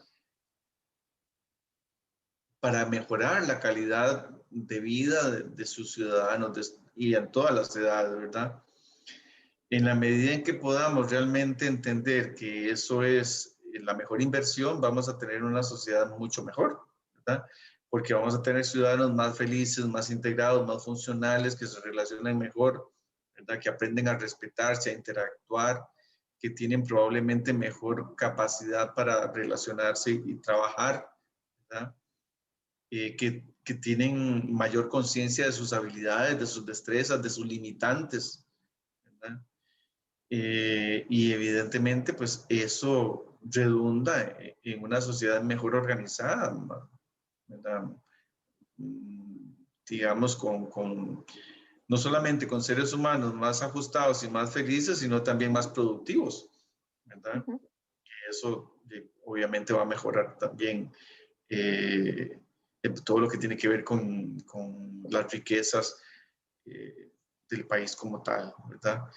Eh, lastimosamente, reitero, seguimos invirtiendo en cárceles, seguimos invirtiendo en ejércitos, seguimos invirtiendo en policías, ¿verdad? Inventándonos guerras fantasiosas, ¿verdad? Defendiéndonos de enemigos invisibles. Si comparamos, por ejemplo, el presupuesto militar de México es no sé cuántas veces mayor que el presupuesto que tiene México en educación, por ejemplo. Ujú. Y uno dice, bueno, se justifica eso, pero bueno, lastimosamente también el negocio de las armas es un gran negocio a nivel mundial y por lo tanto las campañas y el marketing que se le hace, pues justifica esta paranoia colectiva que genera, pues, ya hay una sociedad paranoide, ¿verdad? Que invierte en sistemas de defensa, en armamento y no invierte en educación, en prevención y en salud. Sí. Sí, pues igual, justamente, ¿no? Que igual nos comentaba, ¿no? El exponente el otro doctor, Isidoro, ¿no? De que o sea, que no pueden hacer todo un programa, ¿no? De reinserción social a las personas de los penitenciarios, porque justamente sale muy caro, ¿no? Entonces, esta cuestión que dicen, si ni siquiera invierten, ¿no? El gobierno como tal en educación, ¿no? Y en salud, pues muchísimo menos, ¿no? En este tipo de situaciones o de contextos para pues justamente, ¿no? También ayudar a la sociedad.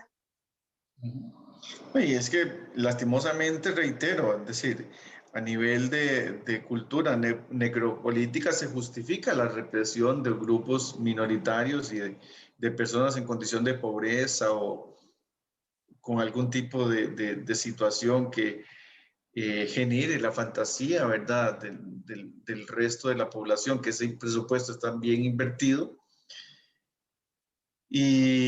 y da una falsa sensación de seguridad, porque en realidad, a ver, si queremos acabar con ladrones, tendríamos que comenzar con los políticos, que son los que dictan las leyes, ¿verdad? Ujú. Lastimosamente, y son los que más roban, ¿verdad? Pero muy pocas veces son los que están en la cárcel, porque son los que tienen mayor poder, son los que tienen mayor influencia, son los que manejan el nombramiento de jueces y juezas, de autoridades judiciales. Entonces, es todo un sistema corrupto, ¿verdad? Que lastimosamente, reitero, sus prioridades no están abocadas a generar un mejor ciudadano, sino en mantener una situación capitalista, una sociedad capitalista, donde todavía el ser humano no es visto como un sujeto de derechos, como digamos, como un recurso fundamental del Estado, sino más bien como ya hay un medio de producción, ¿verdad? Ujú. A medida en que un ser humano produzca, independientemente de lo que produzca, se le considera funcional. Yo todavía me pregunto, por ejemplo, qué hacen las personas que, vamos a ver, que cometen un error, se toman unas cuantas cervezas, unos cuantos tragos de licor y atropellan a alguien. ¡Pum! Va para la cárcel. ¿Qué ganamos con eso? O sea, ni la familia de la persona que fue atropellada, sea que muriera o no, va a beneficiarse con eso, ¿verdad?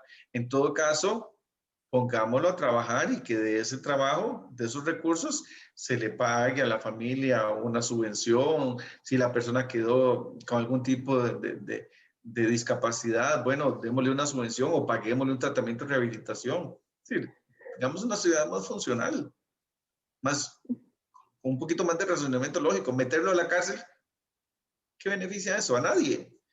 ¿Verdad? Ah, que porque recibe entonces un castigo, una sanción por lo que cometió. Sí, pero ¿y eso qué?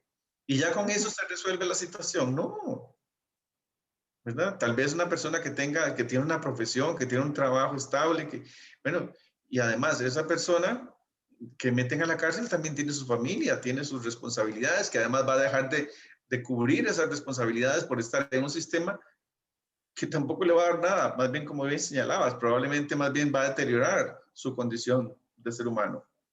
Ujú. Entonces, no ganamos nada, más bien perdemos mucho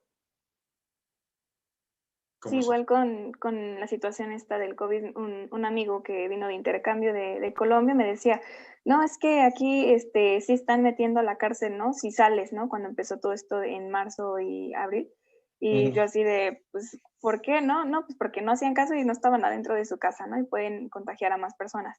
Acá en México, pues la jefa de gobierno dijo, no vamos a poder hacer eso porque pues ya hay mucha gente en la cárcel. Entonces, pues nada más quédense en su casa, ¿no? Pero pues va con un poquito de la mano, ¿no? Que como dice, bueno, a lo mejor salió por alguna necesidad y ya lo van a meter a la cárcel, ¿no? Es como, pues, ¿de qué ayuda esa parte, no?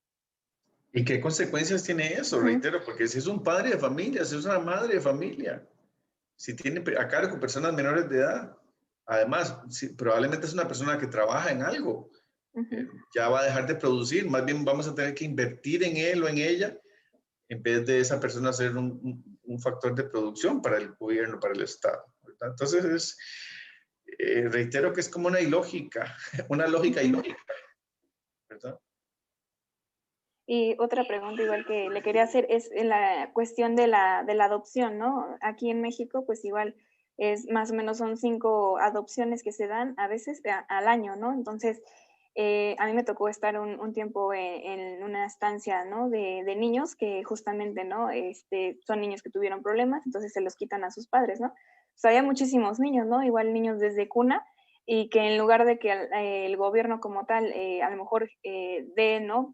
Más opciones, ¿no? Para que puedan adoptar a los niños, pues prefieren tenerlos ahí, ¿no? Hasta que ya son mayores y pues ya no los pueden seguir manteniendo, ¿no? Entonces, igual no sé cómo sea en su país, pero ¿cuál es su opinión respecto a estos procesos de adopción? Que lejos de a lo mejor facilitar, yo sé que a lo mejor no cualquiera puede ser padre, ¿no? Y adoptar a un niño, pero que sean tan, a lo mejor tan rígidos en esta situación, pues, qué tanto ayuda, ¿no? O cuál es la causa por la cual hacen esas limitaciones, ¿no? Para dar en adopción a los niños. Reitero que lo primero que tenemos que hacer es trabajar campañas de prevención para que precisamente las personas que tienen la posibilidad de engendrar hijos lo hagan conscientemente, asumiendo la responsabilidad que significa eso, para no tener que tener niños en procesos adoptivos, ¿verdad? Si tenemos niños y niñas en procesos adoptivos, tenemos que facilitarle la posibilidad de tener cuanto antes un núcleo familiar que le contenga, porque estar privados de ese núcleo familiar les genera un grave daño a nivel identitario, a nivel de construcción subjetiva, ¿verdad? En Costa Rica, por ejemplo, se estableció por el Código de la Niñez y la Adolescencia, que es un instrumento jurídico que, digamos, operacionaliza la Convención Internacional de los Derechos del Niño. Y este código lo que dice es que primero se tienen que valorar recursos familiares, ¿verdad? Es decir, de la familia, del niño o la niña, tenemos que valorar quién está en posibilidad de asumir, ¿verdad?, a este niño o esta niña, manteniéndole obviamente todo su proceso identitario y el sentido de pertenencia a este núcleo familiar. Si no se consigue una familia dentro de su núcleo familiar, se tiene que buscar en el contexto comunal, ¿verdad? Es decir, del barrio, del cantón o de la provincia. Si no se consigue, entonces a nivel nacional, es decir, a nivel del país propiamente. Y solamente si no se consigue a nivel nacional, ¿verdad?, es decir, en última instancia ya se da la adopción internacional. Ujú. Lastimosamente, países como México, países como Nicaragua, como Guatemala, como Honduras, como El Salvador, lo primero que hacen es, ¡pum!, una etiquetita acá y para afuera del país, ¿verdad? Precisamente porque los estados no invierten primero en prevención para que papá y mamá sepan lo que están haciendo antes de ser papás y mamás. Segundo, porque a veces los procesos de intervención familiar no son los más adecuados. Es decir, una mamá que tiene un proceso adictivo, le quitamos al chiquito y lo damos en adopción. No, calma. Ese niño tiene un proceso identitario con esa mamá. Rehabilitemos a esa mamá. Busquémosle un recurso familiar que le contenga transitoriamente, rehabilitemos a la mamá para que asuma responsablemente, démosle un proceso de acompañamiento después del proceso de rehabilitación y enseñémosle a cómo ser una buena mamá, ¿verdad? Pero ese proceso de sanción inmediata, de quitar el niño, o sea, es un castigo para el niño, es quitarle parte de su historia y eso genera, reitero, daño, ¿verdad? Pero lastimosamente es muy difícil. Hubo un papá que le pegó al chiquito, que lo agredió, igual, pum, le quitamos el chiquito, ya. Pero es que, a ver, nuevamente, pongámoslo en un proceso de psicoterapia, enseñémosle que eso no es una forma de educar al niño, démosle un proceso de socialización, de psicoterapia que le permita tener una actitud diferente a la hora de educar y de criar a su hijo, de ponerle límites. Pero no tenemos por qué ser tan radicales, ¿verdad? Porque llenamos los hospicios de niños y luego no sabemos qué hacer con ellos. Y lastimosamente, por los malos manejos que se hacen, estos niños, sobre todo si ya tienen cierta edad, pues no son adoptables, porque nadie anda buscando un muchacho de 15 años para adoptarlo, ¿verdad? Entonces, ya termina a los 18 años literalmente con una mano atrás adelante, puesto patitas en la calle sin mayor posibilidad de un futuro, ¿verdad? Y eso también genera ciudadanos pues, muy disfuncionales, por supuesto, y el impacto social que tiene eso en la persona, en la comunidad, es gravísimo, ¿verdad? Entonces son procesos delicados, reitero, lo primero que tenemos que hacer es campañas de sensibilización, de educación, para que las personas que quieren engendrar niños sepan lo que están haciendo, no haya tantos accidentes de la naturaleza, sino realmente una adecuada planificación familiar, una adecuada educación sexual. Si un padre o una madre se equivoca, como todos lo hacemos, bueno, tenemos que como Estado responder, acompañarle, apoyarle, ¿verdad? ¿Cuántos padres y madres en situación de pobreza nuevamente volvemos, o sea, le quitan los chiquitos porque supuestamente no tienen con qué mantenerlo? Bueno, démosle una subvención, capacitémoslo para que tenga un mejor trabajo, pero no le quitemos a los niños, ¿verdad? Y mantener esta cadena, ¿verdad? Comenzando por la familia como primer recurso, comunidad, ¿verdad? Y lo último que hacemos es la adopción internacional, porque eso genera también un proceso de ajuste que a veces no es el más feliz, ¿verdad? Eh, Vamos a ver, un niño por más que, digamos que lo mandamos para Europa y va a tener mejores recursos académicos y no sé qué y no sé cuánto, definitivamente es sacarlo de su hábitat. ¿Y qué pasa si llevamos una planta del desierto a una selva tropical? ¿Se marchita o se muere? ¿Verdad? Y entonces, porque simplemente, incluso ontogenéticamente estamos de alguna forma ligados a este contexto, ¿verdad?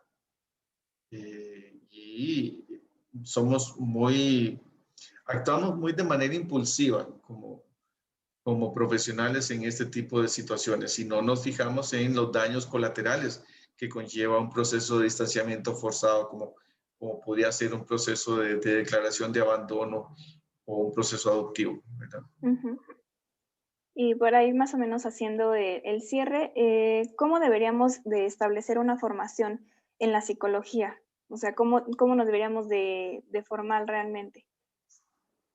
Pues yo pienso que hay una triada que es importantísimo de valorar y es precisamente cuáles son las necesidades que tiene la comunidad, la familia, la sociedad, ¿verdad? En este caso México. ¿Qué tipo de psicólogo o psicóloga necesita México? ¿Verdad? ¿Qué especialidades de la psicología se necesitan? Y entonces, de acuerdo con este estudio de campo, ¿verdad? Entonces, generamos un currículum académico. Este diálogo tiene que darse constantemente entre las universidades y las comunidades, ¿verdad? Las comunidades, las universidades y las empresas contratantes, ¿verdad? Precisamente para que podamos entonces de la academia sacar un producto, un profesional que realmente venga a satisfacer estas necesidades de la comunidad. Entonces, esta tríada tiene que respetarse.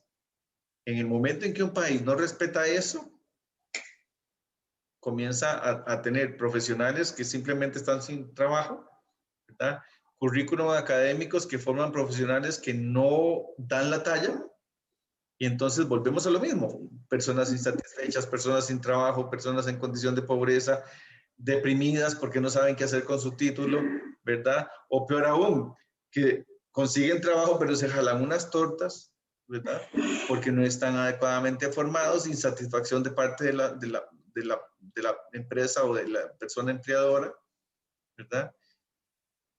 Es muy fácil de remediar, pero las decisiones son políticas, lastimosamente. Y ya sabemos que esa es la parte más difícil de tramitar en América Latina, porque la corrupción que hay en ese nivel y el dinero que se maneja, porque lastimosamente la educación dejó de ser una prioridad en la inversión pública y se convirtió en un negocio, al igual que la salud, ¿verdad? Se supone que todas las personas deberíamos tener derecho, un derecho natural por el simple hecho de ser que el Estado nos brinde salud, educación, ¿verdad? Pero es un buen negocio. Entonces, en esta sociedad capitalista que tenemos, pues lastimosamente sirve que haya personas con baja escolaridad o con nula escolaridad, ¿verdad? Que sean burritos de carga para que les puedan pagar cualquier cosa, ¿verdad? Y que además sigan produciendo burritos de carga, porque para los grandes empresarios tener este profesional barato, pues es un negociazo, ¿verdad? Lastimosamente. Entonces el desarrollo humano no es prioridad, lastimosamente. Este triángulo que te digo que se tiene que respetar, no se respeta, ¿verdad? Y la cultura capitalista, patriarcal que tenemos también está fundada en un ejercicio de poder de unos sobre otros que establece clases sociales, que establece roles tradicionales, ¿verdad? y pues eso naturaliza la violencia, porque todo esto es violencia. En la medida en que un ser humano no tiene la posibilidad de desarrollarse como tal, el Estado, la sociedad le está generando un proceso de violencia, ¿verdad? Le está sometiendo a un proceso de deshumanización y le está impidiendo desarrollarse. Cuando entendamos que esto puede salirnos muy caro, porque perfectamente quien invente la cura del cáncer puede ser un chiquito que no tenga la capacidad de ir ni siquiera a enseñanza media, porque vive en un barrio periférico marginal. Cuando entendamos que limitar a los seres humanos de esta forma nos sale muy caro como sociedad, probablemente vamos a vamos a esperar cuándo, ¿verdad? Hasta el siguiente meteorito, probablemente. Sí. Y pues igual, ¿cuál sería hacia dónde deberían de ir las reflexiones futuras? Ya más o menos me lo comentó, sobre la psicología y también con respecto, ¿no?, a esta parte de la salud mental, de la violencia, el crimen y pues de todas estas cuestiones que hablamos anteriormente. Hacia dónde se deberían de dirigir. Un poquito ya me lo mencionó, ¿no? Hacia la prevención.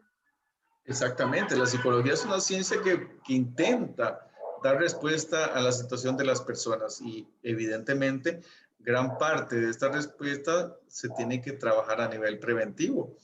Por supuesto que en la segunda etapa, que es la parte, digamos, de tratamiento, pues también es importante. Ya si tenemos personas que han tenido daños, ¿verdad? Hay que brindarle un adecuado tratamiento, un adecuado acompañamiento, ¿verdad? Para no tener que llegar a la tercera etapa, que es la etapa de rehabilitación, que lastimosamente, ¿verdad? Es la etapa más cara, porque ya cuando tenemos una persona depresiva, ansiosa, con una personalidad límite, ya va a salir más caro, ¿verdad? Y es más difícil tener resultados que cuando trabajamos realmente a nivel preventivo. Entonces la psicología tiene que volcarse hacia esta primera área de intervención, tiene que generar métodos y técnicas validadas, responsables para atender de la mejor forma estas intervenciones. Y sobre todo tiene que trabajar a nivel interdisciplinario, porque lastimosamente somos una ciencia muy orgullosa, nos cuesta mucho dialogar con otras ciencias, ¿verdad? Siempre sacamos pecho y dientes, ¿verdad? Y eso hace que sea más difícil todavía la intervención. No hemos entendido que el ser humano es un ente muy complejo, de que la psicología es solo una de las ciencias, ¿verdad?, que intervienen en ese desarrollo humano. Entonces, tenemos que seguir formando profesionales de la psicología, no solamente bien formados desde la ciencia, sino también con capacidad de diálogo, de trabajo en equipo, ¿verdad?, con otras disciplinas y sobre todo con perspectiva de corresponsabilidad, ¿verdad? Porque, reitero, es un trabajo colectivo, es un trabajo interdisciplinario y es un trabajo social. La salud psicológica es una construcción del día a día, pero es una construcción que no solamente le corresponde al sujeto, sino también a la cultura y al Estado. Ujú. Y finalmente, igual, ¿cuál sería la reflexión que nos ha dejado el COVID, ¿no?, a nosotros los psicólogos? Eh, bueno, primero que, eh, vamos a ver, la interacción humana necesita de la corporeidad, ¿verdad? Tenemos un alto índice de personas con patologías que se han exacerbado con los encierros, ¿verdad?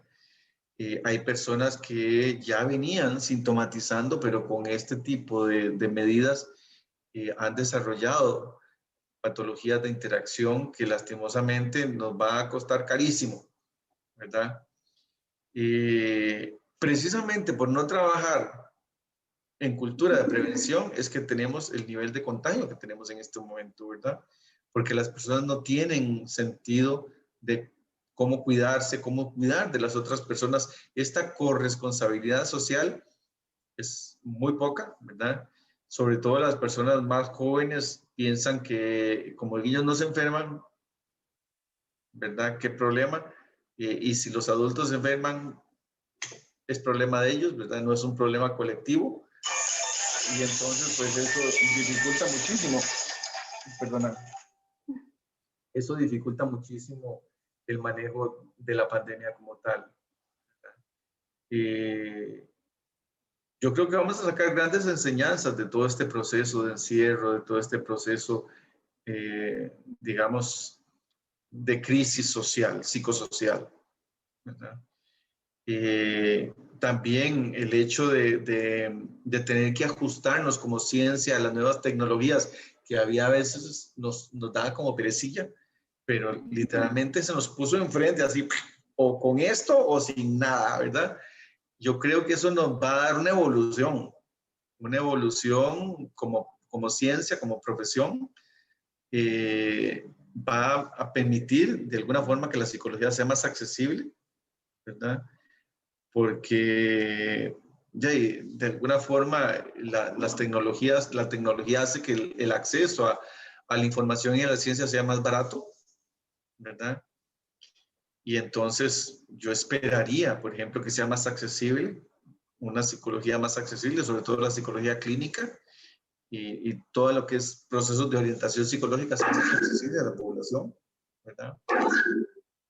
Entonces es parte de lo que espero que la pandemia nos herede. Y ahora sí, lo último, ¿cuál sería algún comentario que nos quisiera compartir?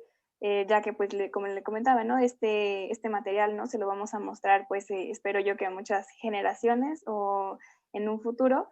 Entonces, ¿cuál sería alguna, no sé, recomendación, alguna reflexión final que usted nos quiera compartir de lo que sea o de manera muy general?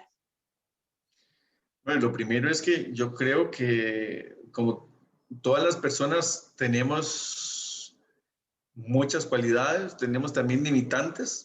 La psicología como ciencia debe ser una de las ciencias que potencialice ese desarrollo humano.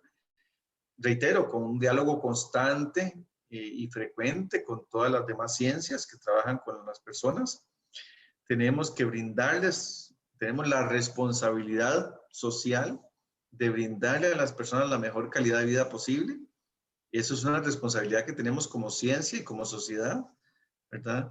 En la medida en que aprendamos a prever, a prevenir las situaciones, vamos a tener un mejor manejo de ellas, ¿verdad? Y por eso es muy importante trabajar procesos de prevención y de acompañamiento, de procesos de enseñanza y de aprendizaje críticos, ¿verdad? Informados, científicos, que nos permitan no solamente un abordaje adecuado, sino eficaz, ¿verdad? De esas situaciones humanas que podrían detonar en desmejora de la situación de las personas con las que tratamos en el día a día. La psicología es una ciencia que se va especializando todos los días, se van generando nuevas subespecialidades. Es una ciencia maravillosa. Tan complejo es el ser humano como compleja se está haciendo la psicología y por lo tanto también tenemos que respetar estos nuevos campos de acción. Como profesionales tenemos que especializarnos. No todos sabemos hacer todo, pero sí podemos saber hacer algo, ¿verdad? Y eso que sabemos hacer, tenemos que hacerlo desde nuestras propias habilidades, de nuestras propias capacidades y teniendo en cuenta nuestras propias limitantes. Por eso, desde la psicología, la capacitación diaria y constante es fundamental, ¿verdad? Es fundamental. Es una ciencia que se actualiza todos los días porque el ser humano cambia, la sociedad cambia y se ajusta. Entonces, no es una ciencia que podemos decir que mantiene, digamos, rígida o estática, sino que es una ciencia dinámica. Y por eso, como profesionales de la psicología, como estudiantes, incluso como usuarios de la psicología, tenemos que entender que se ajusta y responde a estas realidades, o al menos debería responder a estas realidades humanas que están en constante cambio. Ok, pues esto sería todo de mi parte. Le agradezco enormemente que haya aceptado esta invitación. El material que nos está regalando es muy importante y muy interesante también. Y justamente, ¿no? Porque lejos de ser como algo que nada más nos aprendemos de memoria, ¿no? Año con año, ¿no? Generación tras generación, sino que nos ayuda a justamente, ¿no? Ponernos este punto crítico, ¿no? Ante nuestra propia disciplina y observar, ¿no? Y ver nuestras carencias y a lo mejor nuestras áreas de oportunidad, pero para mejorarlas cada día y sobre todo para brindar un mejor servicio y una mejor profesión como tal y ejercerla adecuadamente a las necesidades de las personas. Muchísimas gracias entonces y bueno, quedamos en contacto. Sí, muchísimas gracias. Hasta luego y que tenga un bonito día y pues igual felices vacaciones. Igualmente, cuídate mucho. Gracias, hasta luego.